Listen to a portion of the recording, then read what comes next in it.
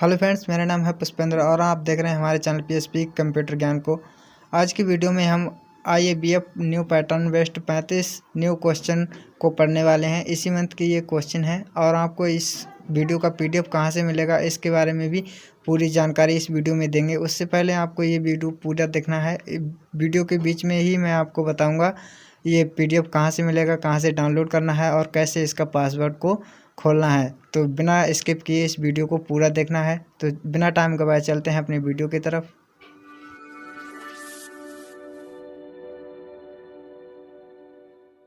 इस एपिसोड का पहला क्वेश्चन यहाँ पर आ जाता है, बैंक के लिए गए ऋण पत्रों का सहायक प्रतिभूति के रूप में निगमन किए जाने पर किस खाते को डेबिट किया जाएगा।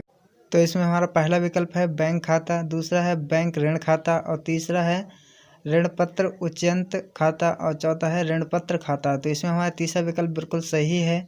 अब हम नेक्स्ट क्वेश्चन की ओर चलते हैं।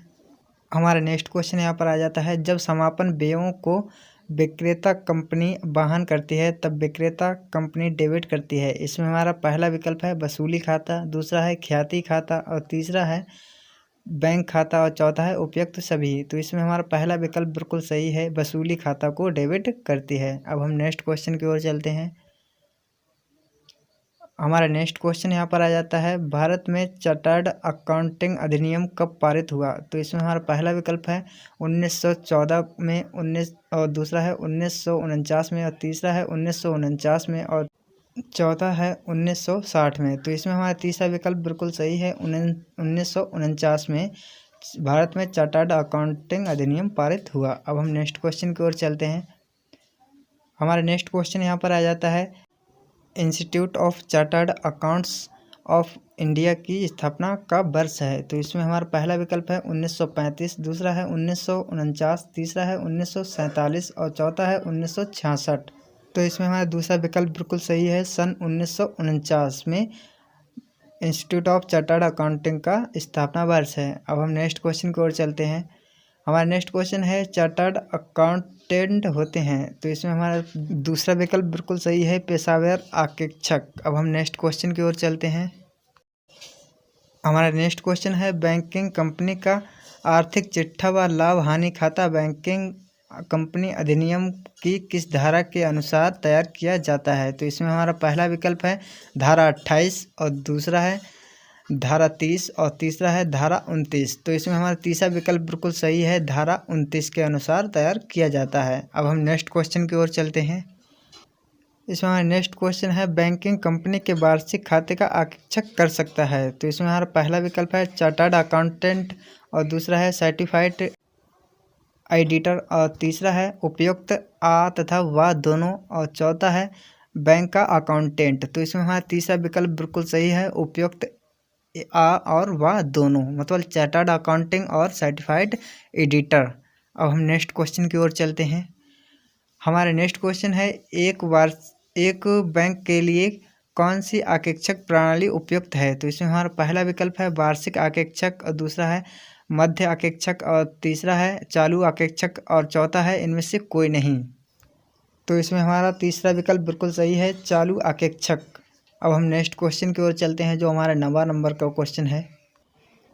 हमारा नेक्स्ट क्वेश्चन है, क्रय की प्रकृति के एकीकरण की दिशा में हस्तांतरण कंपनी की संपत्तियों और दायित्वों के लेने के लिए प्रविष्टि पारित करते समय क्रेडिट योग का डेबिट योग पर अधिकाय और हस्तांतरी कंपनी द्वारा डेबिट किया जाता है। तो इसमें हमारा पहला विकल्प है लाभ हानि विवरण को और दूसरा है ख्याति खाते को और तीसरा है सामान्य संचय खाते को और चौथा है पूंजीगत संचय खाते को। तो इसमें हमारा चौथा विकल्प बिल्कुल सही है, पूंजीगत खाते को डेबिट किया जाता है। तो अब नेक्स्ट क्वेश्चन की ओर चलते हैं।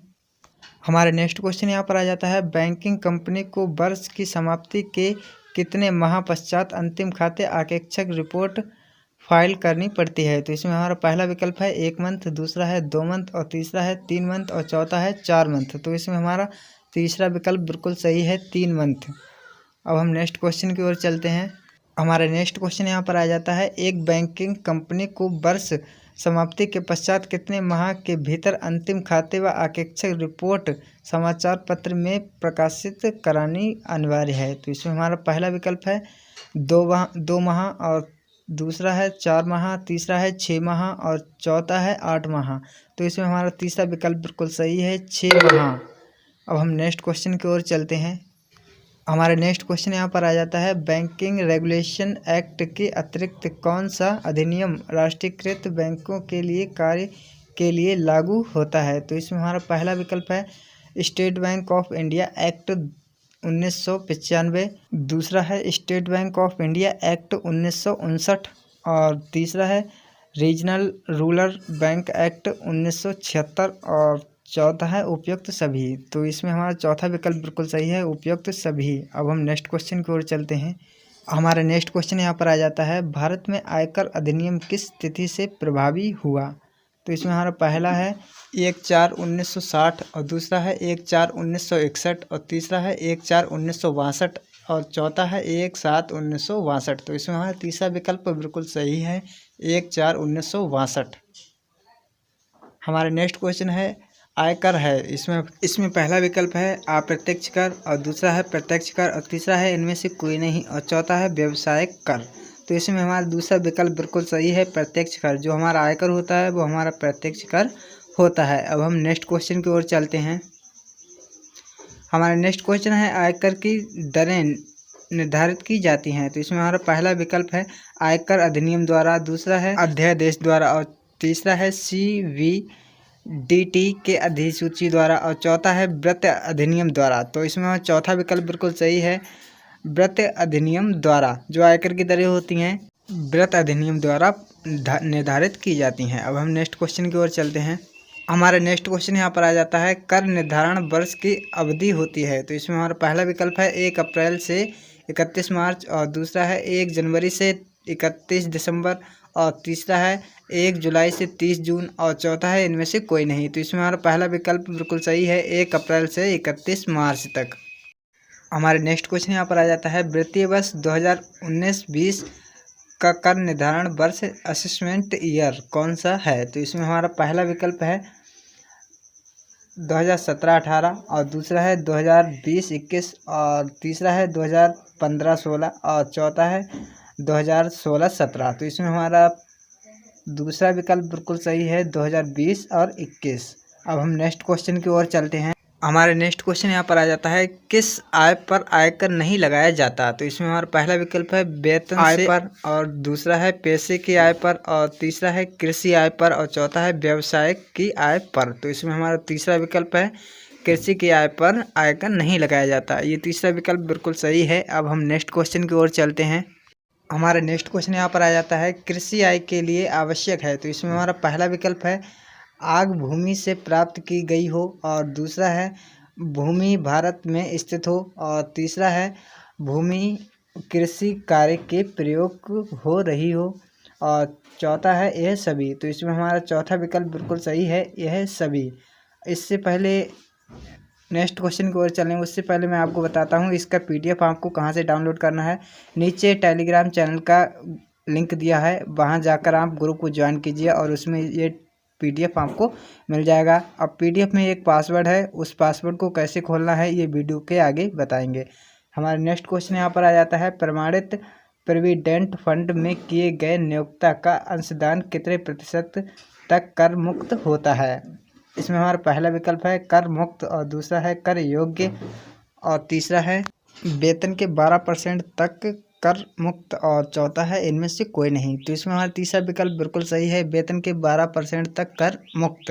अब हम नेक्स्ट क्वेश्चन की ओर चलते हैं। हमारा नेक्स्ट क्वेश्चन यहाँ पर आ जाता है, प्रमाणित प्रोविडेंट फंड पर स्वीकार ब्याज की दर है? तो इसमें हमारा पहला विकल्प है 9.5% और दूसरा है 12% और तीसरा है 10% और चौथा है 7.5%। तो इसमें हमारा पहला विकल्प बिल्कुल सही है, 9.5%, जो हमारा प्रमाणित प्रोविडेंट फंड का ब्याज स्वीकार दर है। अब हम नेक्स्ट क्वेश्चन की ओर चलते हैं। समुद्री यात्रा खाता है? तो इसमें हमारा पहला विकल्प है वास्तविक खाता और दूसरा है व्यक्तिगत खाता और तीसरा है नाम मात्र का खाता। तो इसमें हमारा तीसरा विकल्प बिल्कुल सही है। समुद्री यात्रा खाते जो होते हैं वो केवल नाम मात्र के खाते होते हैं। अब हम नेक्स्ट क्वेश्चन की ओर चलते हैं। हमारा नेक्स्ट क्वेश्चन यहाँ पर आ जाता है, लेखांकन केवल व्यवसायिक संस्थाओं के लिए उपयोगी है। तो इसमें हमारा पहला विकल्प है असत्य और दूसरा है सत्य। तो इसमें हमारा पहला विकल्प बिल्कुल सही है, ये बिल्कुल ही असत्य है। अब हम नेक्स्ट क्वेश्चन की ओर चलते हैं।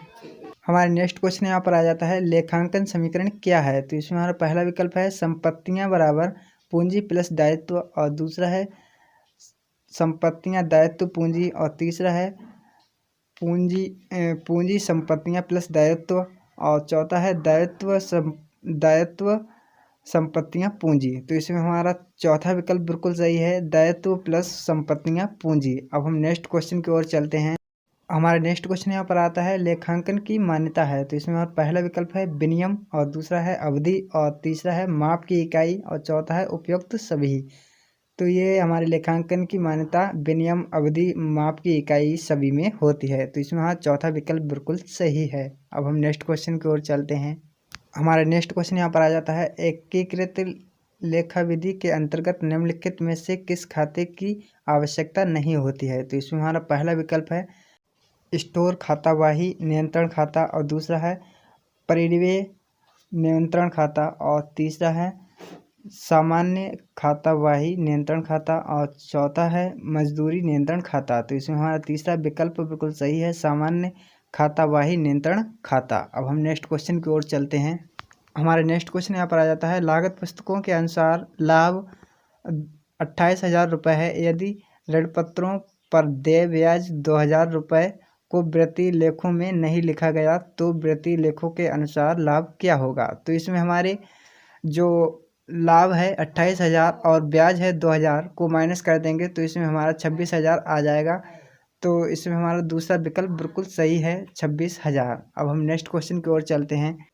हमारा नेक्स्ट क्वेश्चन यहाँ पर आ जाता है, वृत्ति लेखों के अनुसार अंतिम हत्या 18,000 रुपये एवं लागत के अनुसार 18,500 रुपये है। यदि वृत्ति लेखों के अनुसार लाभ क्या होगा। तो इसमें हमारा पहला विकल्प है 28,800, और दूसरा है 28,300, और तीसरा है 27,800, और चौथा है 53,500। तो इसमें हमारा पहला विकल्प बिल्कुल सही है, 28,800। अब हम नेक्स्ट क्वेश्चन की ओर चलते हैं। हमारा नेक्स्ट क्वेश्चन यहाँ पर आ जाता है, भारत में क्रस्ट एंड वर्क अकाउंटेंस अधिनियम का पारित किया गया। तो इसमें हमारा पहला विकल्प है 1947, और दूसरा है 1951, और तीसरा है 1959, और चौथा है 1969। तो इसमें हमारा तीसरा विकल्प बिल्कुल सही है, 1959। अब हम नेक्स्ट क्वेश्चन की ओर चलते हैं। हमारा नेक्स्ट क्वेश्चन यहाँ पर आ जाता है, the institute of crust and works accountants of India का प्रधान कार्यालय स्थित है। तो इसमें हमारा पहला विकल्प है देहरादून, और दूसरा है मुंबई, और तीसरा है कोलकाता, और चौथा है नई दिल्ली। तो इसमें हमारा तीसरा विकल्प बिल्कुल सही है, कोलकाता। अब हम नेक्स्ट क्वेश्चन की ओर चलते हैं। हमारा नेक्स्ट क्वेश्चन यहाँ पर आता है, सरकार की आय का प्रमुख साधन या स्रोत है। तो इसमें हमारा पहला विकल्प है बचत, दूसरा है ऋण, और तीसरा है कर, और चौथा है उपयुक्त सभी। तो इसमें हमारा तीसरा विकल्प बिल्कुल सही है, कर। सरकार की आय का प्रमुख साधन या स्रोत है कर। अब हम नेक्स्ट क्वेश्चन की ओर चलते हैं। हमारा नेक्स्ट क्वेश्चन है, कर की विशेषता होती है। तो इसमें हमारा पहला विकल्प है ऐच्छिक अंशदान, और दूसरा है अनिवार्य अंशदान, और तीसरा है बलकृत अंशदान, और चौथा है इनमें से कोई नहीं। तो इसमें हमारा दूसरा विकल्प बिल्कुल सही है, अनिवार्य अंशदान कर की विशेषता होती है। अब हम नेक्स्ट क्वेश्चन की ओर चलते हैं। इस क्वेश्चन से पहले मैं आपको PDF का पासवर्ड बता दे रहा हूँ। PDF के पासवर्ड में हम PSP न्यू पैटर्न डालेंगे तो PDF का पासवर्ड खुल जाएगा, जैसे कि डिस्प्ले पर लिखा हुआ है। अब हम इस क्वेश्चन को पढ़ते हैं, कर का भुगतान किस प्रकार का दायित्व है। तो इसमें हमारा पहला विकल्प है वैधानिक, दूसरा है सामाजिक, और तीसरा है राजनीतिक, और चौथा है ऐच्छिक। और इसमें हमारा पहला विकल्प बिल्कुल सही है, वैधानिक। जो कर का भुगतान होता है वो हमारा वैधानिक दायित्व होता है। अब हम नेक्स्ट क्वेश्चन की ओर चलते हैं। हमारा नेक्स्ट क्वेश्चन यहाँ पर आ गया है, निम्नलिखित में से कौन सा कथन सत्य है। तो इसमें हमारा पहला विकल्प है कर और शुल्क दोनों ऐच्छिक हैं, और दूसरा है कर और शुल्क दोनों अनिवार्य हैं। और तीसरा है कर अनिवार्य है जबकि शुल्क ऐच्छिक है। इसमें हमारा चौथा विकल्प है शुल्क अनिवार्य है जबकि कर ऐच्छिक है। तो इसमें हमारा तीसरा विकल्प बिल्कुल सही है, कर अनिवार्य है बल्कि शुल्क ऐच्छिक है। अब हम नेक्स्ट क्वेश्चन की ओर चलते हैं। हमारा नेक्स्ट क्वेश्चन यहाँ पर आ गया है, दो सार्वजनिक क्षेत्रों के बैंकों का एकमात्र विलय किसके बीच हुआ। अब हम नेक्स्ट, इसमें हमारा पहला विकल्प है बैंक ऑफ बड़ौदा और न्यू बैंक ऑफ इंडिया। इसमें हमारा दूसरा विकल्प है पंजाब नेशनल बैंक और न्यू बैंक ऑफ इंडिया। और तीसरा है इलाहाबाद बैंक ऑफ और यूनाइटेड बैंक ऑफ इंडिया। और चौथा है पंजाब नेशनल बैंक और बैंक ऑफ राजस्थान। तो इसमें हमारा दूसरा विकल्प बिल्कुल सही है, पंजाब नेशनल बैंक और न्यू बैंक ऑफ इंडिया। आज के लिए बस इतना ही। अगर आपको वीडियो पसंद आया तो वीडियो को लाइक करें, चैनल को सब्सक्राइब करना बिल्कुल ना भूलें। मिलते हैं आपसे नेक्स्ट वीडियो में, तब तक के लिए जय हिंद।